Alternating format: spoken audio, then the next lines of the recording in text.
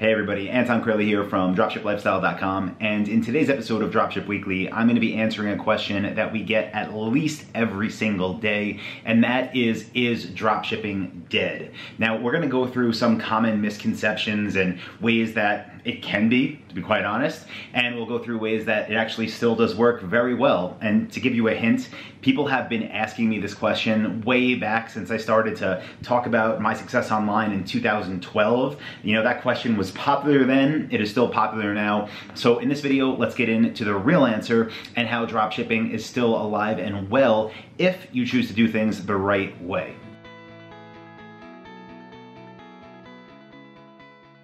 All right, so I actually wrote down a list of questions before I started this video. I actually worked with our support team in Slack and got a list of the common questions attached to the question that comes in, is dropshipping dead? I heard X, Y, and Z. So the first thing that people ask about is competition, which leads to saturation. Right? Dropshipping is not new.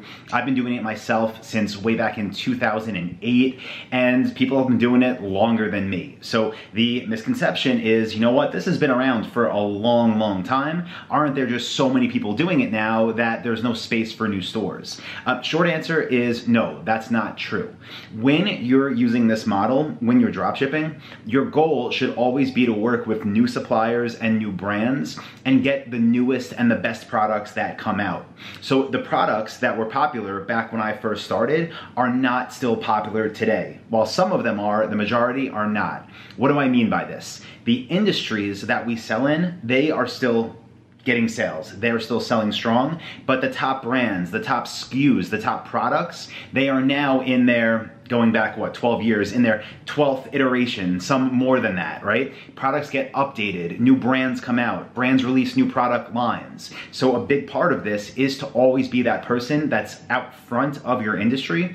And I'm not saying to only sell trending products, but if you're in the office furniture space, then make sure every year you're working with the best brands that make office furniture. Make sure you're getting all of their new SKU numbers on your website. Make sure you're promoting them, because then all that competition you're thinking about, all those people that have been doing it for so long, guess what? Some of them are lazy, some of them don't update their sites, some of them are comfortable making what they're making with stuff they haven't updated in the past 5 years. So as long as you're willing to do the work and stay on top of your business, which I hope you would be if you're really planning on doing this, then no, it's not too saturated. There's literally new opportunities popping up every single day when it comes to products and suppliers. And I use the word suppliers interchangeably with brands, but again, always new opportunity there. Do not worry about this being, too competitive, because it's really not. And the other thing I'll say about that is competition. You do want some. If nobody's selling what you want to sell, that's probably a red flag. So keep that in mind. Next question that we get that comes in with, is dropshipping dead? Is, I heard Trump is having all these tariffs and we're in a trade war with China and everything is going to be more expensive. Is this worth my time starting? A couple things on that. First, we do not dropship from China. So if I was directly in that business, would I be worried right now if I was dropshipping from China? Honestly, I probably would. I would definitely be looking a lot closer at it than I'm looking at what we do. What we do, and what I recommend you do, is work with domestic brands. So for me, that means suppliers in the States. If you're watching this from Australia, that means suppliers in Australia. If you're in the UK, that means suppliers in the UK. Now, with this whole tax and tariff thing, right? Even if products that come from China to our suppliers here in the States get more expensive, it might happen, and then maybe suppliers raise our product cost, but guess what? Then the product cost to the customer goes up, and everything kind of works itself out. So I'm not worried about it. You shouldn't be either, especially not if you're on the dropship lifestyle model that, of course, I teach at dropshiplifestyle.com. So again, with us, I wouldn't worry about it. If you are relying on dropshipping from China, maybe reevaluate your business anyway. Okay, next question is about, is dropshipping dead because Facebook ads are so expensive now and Google ads are so expensive now? Listen, they're really not. If you want to say that things are expensive now because 10 years ago they were dirt cheap, well, guess what? 10 years from now, people are going to say, in 2019, things were so cheap. Yes, ad costs go up. Yes, as more competition goes to different platforms, bids get higher and higher and higher. Does that mean there's not a market? Absolutely not. What it does mean is you can't just be someone who's trying to game the system someone that doesn't want to learn anything, someone that believes they can click a few buttons in Google and get rich, guess what? That's dead. Maybe if you were one of the first advertisers on Google, that was a real thing, but that mindset, that business has been gone a long time. Now, if you're a real business owner, you get into this because you actually want to build something of value that serves your customers and you, then guess what? Ad costs are still ridiculously underpriced. Yes, on Google, yes, on Facebook. Of course, you have to run them the right way. Again, I teach that in Dropship Lifestyle, but yeah, it's not dead because traffic costs are up. Again, just wait 10 years. People are gonna say, you had so much opportunity back in 2019. I can't believe you didn't do, everything and start a business and build it. Like, don't look back with regret. Do this now and look back and be like, wow, that was an amazing ride. Okay, so that covers that one. Next one is with people saying, oh, is this dead? Every niche is taken. I hit on this briefly before, but you want to be involved in a niche that other people are in. If you have some idea for a product that nobody is selling, that's not a good thing. I mean, even back when I started in late 2007, early 2008, I did not want to be the first one to ever try to sell something online. That's not how this business model works. You want to find markets that has competition, you want to identify their weaknesses, your future competitors, and then you want to start competing with them. Okay, so that's a good thing if other people are selling the product types that you want to sell. Now, that kind of leads into the next thing that we get sometimes, like, why would a supplier work with me? I'm brand new and there's established websites that have been doing this for so long. That's true, but if you're actually a real player here, meaning you're trying to build a real business, again, you're not trying to, game any system or get in for a quick buck. If you're trying to build something real, then the good suppliers are more than willing to work with you. They want partnerships like the ones they have with me and my students and you, if you follow a proven system. And again, if you focus on building a real business, if you're trying to, again, just say, hey, can I drop ship this, can I put up a website real fast? Then yeah, guess what? They wouldn't, the suppliers that won't work with you now, they wouldn't have wanted to work with you 10 years ago either. So yeah, the thing that maintains is if you have integrity and you're building a business for the right reason, you will be rewarded in many different ways. So even speaking of that, that leads into the next 2 points that I have written down. One of them being, hey, I heard that Google Ads, right, formerly AdWords, doesn't like dropshipping.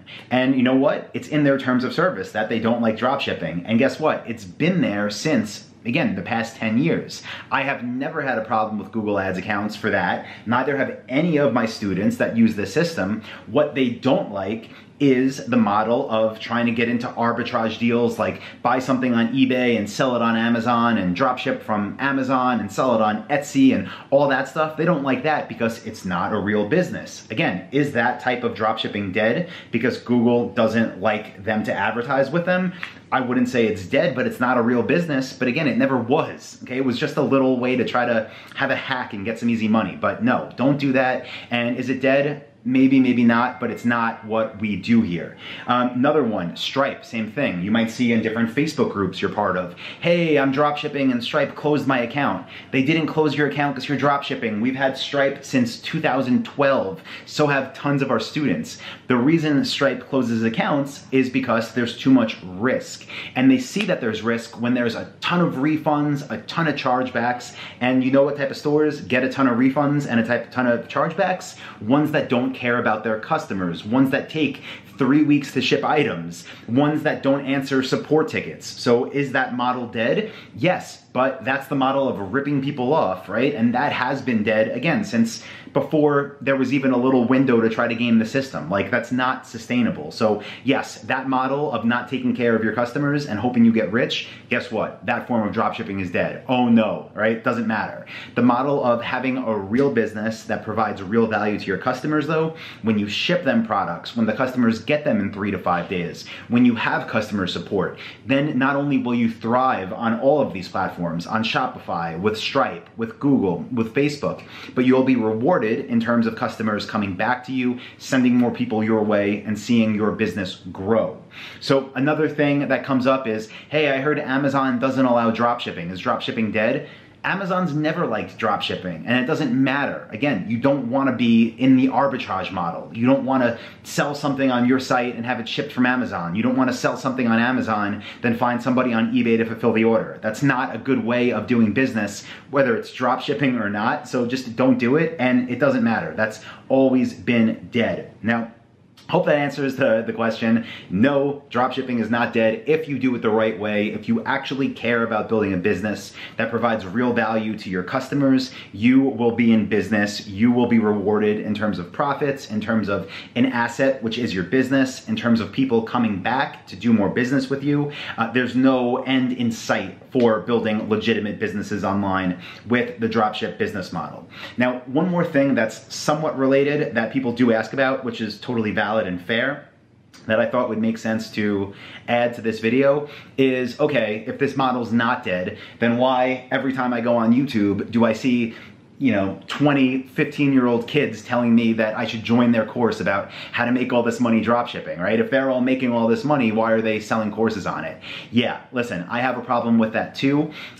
Again, I do believe that the model of dropshipping from China with 3-week lead times with bad support, I believe that has been dead for a very long time.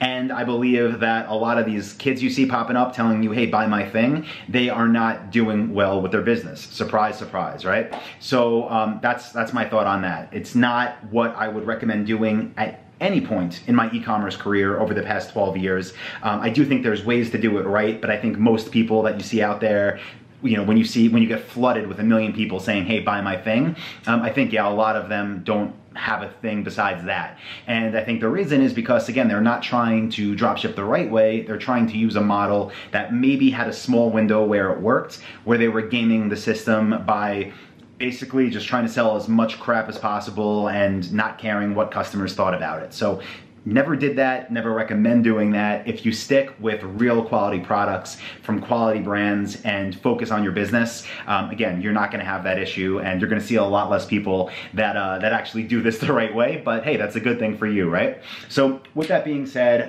again, don't look for loopholes, look for building something real, work with quality brands, care about your customers, use those ingredients, and if you do, dropshipping is far from dead. Our businesses have only been growing since I first got into this, and again, I don't see slowing down anytime soon. So as always, guys, if you got value from this video, please do give it a thumbs up. Definitely click subscribe if you haven't already, and I would love to hear your comments on this topic as well, so let me know in the comments below. Do you think dropshipping is dead? Why or why not? Let me know in the comment box, and I'll talk to you down there. See ya.